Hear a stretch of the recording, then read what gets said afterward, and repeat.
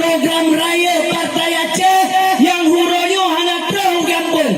Yang kenyang yang berpedang namun ada 15 menit pupu perkara yang kali puja oleh Partai Aceh.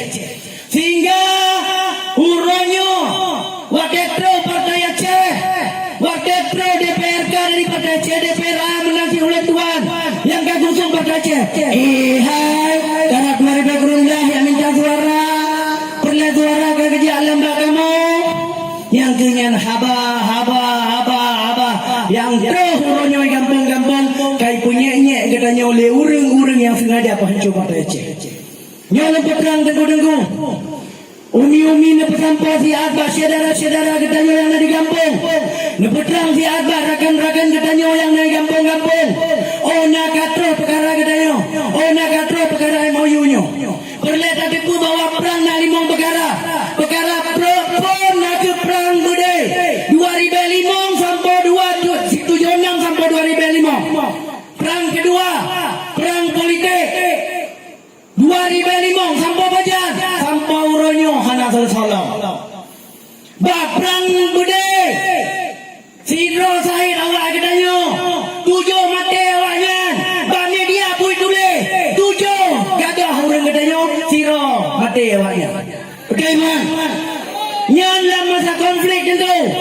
Nyan bah masa katanya mau perang watenya. Propaganda fitnah dan huronyo tamong gak perang kedua nak ke perang politik. Wakil Tuan sebagai juru pusat, komando pusat, juru bicara komando pusat.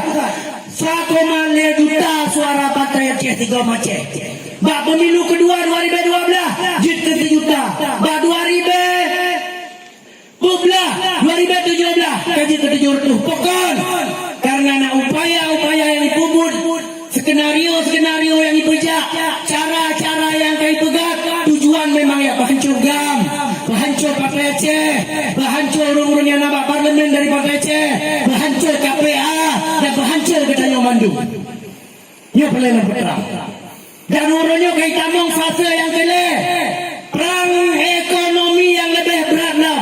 Maka dia wajib dapat menang DPRA, DPRK dari Partai Aceh. Karena kita mong perang kele, perang ekonomi wajib kasmike kuku ekonomi bangsa rotu, ekonomi KPA, ekonomi masyarakat, ekonomi wilayah, ekonomi daerah, ekonomi sago dan memandu ekonomi tim ses. Waktu kita menang tim ses katu. Betul tak? Yang kita mong fase yang kele tunggu fase